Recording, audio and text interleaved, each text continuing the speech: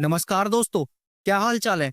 I hope आप सभी जैसे भी हो मस्त और स्वस्थ होंगे। अजय हॉन्टेड वर्ल्ड, जहां पर मैं आपको आप ही के द्वारा भेजे गए हॉरर या फिर क्रिपी इंसिडेंट सुनाता हूँ। सो दोस्तों, अगर आपके पास भी ऐसी कोई स्टोरी है तो मैंने इस वीडियो के डिस्क्रिप्शन में एक मोबाइल नंबर और एक ईमेल आईडी दी है, जहां पर आप अपनी स्टोरी को मेरे साथ शेयर कर सकते हो। एंड गाइस, आप लोगों से मेरी हाथ जोड़कर एक छोटी सी रिक्वेस्ट है कि अगर आपने इस वीडियो पर क्लिक कर ही दिया है तो प्लीज प्लीज प्लीज इस वीडियो को पूरा देखना, इस वीडियो को लास्ट तक देखना, क्योंकि मैं अब तक अपने इस चैनल पर 70 से भी ज्यादा जो है स्टोरीज अपलोड कर चुका हूँ, लेकिन मेरी एक भी वीडियो पर अच्छा रिस्पॉन्स नहीं आया है। आई डोंट नो, फिर भी मुझे लगता है कि जो मेरी वीडियोस है ना दोस्तों, शायद उनमें ही कोई कमी होगी। जैसे मुझे अच्छे से बोलना नहीं आ रहा है, या फिर जो मेरी वीडियोस की एडिटिंग है वो अच्छे से नहीं हो पा रही है। तो मैंने भी आपसे सिर्फ इतना ही बोला है कि इस वीडियो को लास्ट तक देखो। और क्यों बोला है? क्योंकि दोस्तों,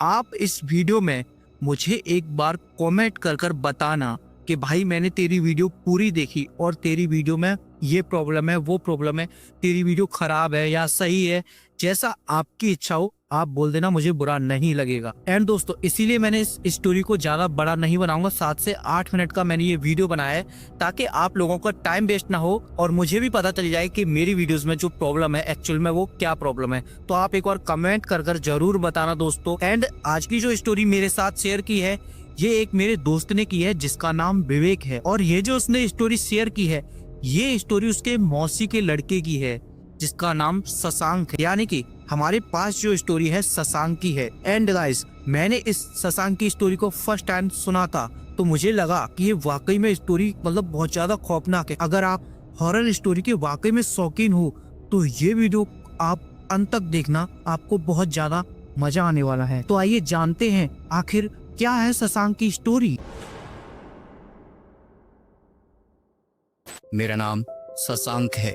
मैं उत्तर प्रदेश के इटावा शहर से बिलोंग करता हूँ। मेरे परिवार में मेरी मम्मी और पापा और मेरी एक छोटी बहन है जिसका नाम सोनाली है और वह ग्रेजुएशन कर रही है।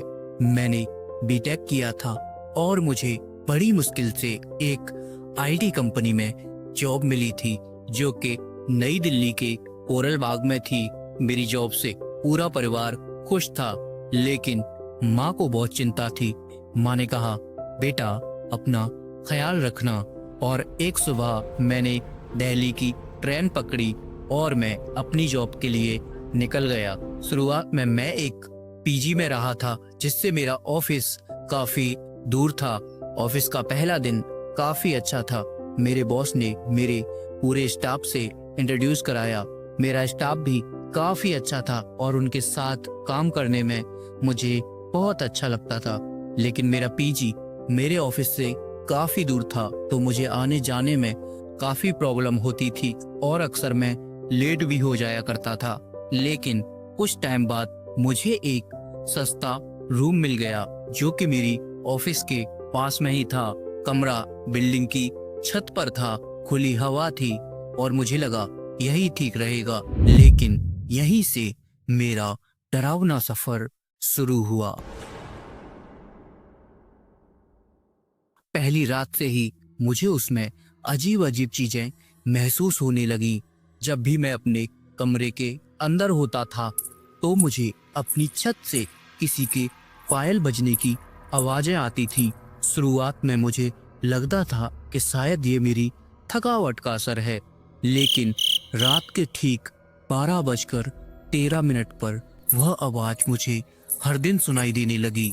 और जब भी मैं उठकर बाहर जाता तो बाहर कोई नहीं होता था। लेकिन मैंने पड़ोसियों को पूछा तो किसी ने कुछ नहीं कहा। सभी ने केवल एक ही बात बोली, रात को छत पर मत जाया करो शशांक। लेकिन मुझे लगता था इस बिल्डिंग के अंदर कोई तो ऐसी अदृश्य शक्ति है जो कि केवल मुझे ही महसूस होती है। एक रात मैं ऑफिस का काम कर कर काफी थक गया था और उस रात मैं ऑफिस से काफी लेट भी आया था, तो मैंने बाहर का खाना खाकर ही सोने की कोशिश की। और जैसे ही मैंने अपनी आंख बंद की तो मुझे लगा कि मेरे बगल में कोई बैठा हुआ है। मैंने तुरंत आंख खोली और मेरे बगल में एक औरत बैठी हुई थी।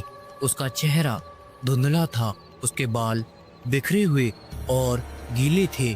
उसके कपड़ों से कीचड़ की बदबू आ रही थी, जिसे देख मैं चीख नहीं पाया। मेरा पूरा शरीर सुन्न हो गया और कुछ ही पल में वो गायब हो गई, जैसे कभी वो वहां थी ही नहीं। उस रात के बाद मैं काफी अकेला और डरा हुआ रहने लगा। ऑफिस में भी मैं अकेला ही बैठा काम करता रहता था। मैंने घर बदलने की सोचा, लेकिन कॉन्ट्रैक्ट और पैसों के चक्कर में मैं वहीं फंसा रह गया। एक दिन मेरी मुलाकात बिल्डिंग के चौकीदार रामलाल से हुई। वह करीब 60 साल के बुजुर्ग थे। उन्हें मैंने अपने साथ हुई बीती बातें बताई तो उनके चेहरे का रंग उड़ गया और उन्होंने मुझे डरावनी आवाज बनाते हुए कहा, बाबू, तुमने उसे देख लिया है। अब तुम जहां भी जाओगे वो तुम्हारे साथ ही जाएगी। मैंने घबरा कर पूछा, कौन, क्या, कहाँ, क्या सब? तब उन्होंने मुझे 2016 की एक घटना बताई। उन्होंने कहा, उस छत पर पहले एक परिवार रहता था, पति पत्नी और उनकी एक 24 साल की बेटी रागिनी। रागिनी अक्सर छत पर अकेली जाया करती थी और एक दिन उसका शव उसी छत पर पानी की टंकी पर लटका मिला। उसके गले में दुपट्टा लटका हुआ था। पुलिस ने इसे आत्महत्या का केस बताया बेटा, लेकिन मोहल्ले वालों को सब पता था कि रागिनी का मकान मालिक के साथ कोई चक्कर था। वो अक्सर उसे ब्लैकमेल करता था बेटा, और उस दिन के बाद वह छत हमेशा खाली रहती थी बेटा। उस छत पर जो कोई जाता था वो अक्सर बीमार पड़ जाता था। अब मैं बाबा की यह बात सुनकर काफी डरा हुआ था। एक रात जब मैं नींद में था तो रागिनी फिर से मेरे पास आई।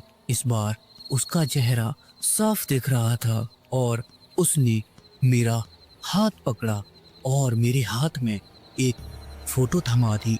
उस फोटो में रागिनी खुद थी और एक आदमी था जो कि मेरा मकान मालिक था। और उसी दिन के बाद मैंने ठान लिया कि मैं सच्चाई को सामने लाकर रहूंगा। तो मैं मकान मालिक से इस बारे में बात करने गया और मकान मालिक ने बदले में कहा कि बेटा, वह एक आत्महत्या थी और तू ऐसे मुझ पर झूठे इल्जाम नहीं लगा सकता। मुझे उसकी आवाज धमकी भरी लग रही थी तो मैं उसे बिना फोटो दिखाए ही वापस आ गया और मैंने अपने रूम पर आकर बिना सोचे समझे उस फोटो को सोशल मीडिया पर अपलोड कर दिया। देखते ही देखते वह फोटो वायरल हो गई और फिर से पुलिस छानबीन करने लगी, लेकिन पता नहीं क्यों उसी रात मुझे छत पर घसीटता हुआ ले जाया गया। मैं होश में तब आया जब मैं छत के एक कोने पर पड़ा हुआ था। मेरे बदन पर चोट के निशान थे, लेकिन तभी एक बार और रागिनी आई। उसने मुझसे सिर्फ एक बात कही, मैं अब आजाद हूँ। तुम्हारा शुक्रिया शशांक। और जैसे ही मैंने उसे छूने की कोशिश की तो अपने घर पर मेरी आंख खुली। मुझे पता चला कि यह एक सपना था और मुझे आज ही दिल्ली के लिए निकलना था, लेकिन डर जो कि मेरे मन में अभी भी था।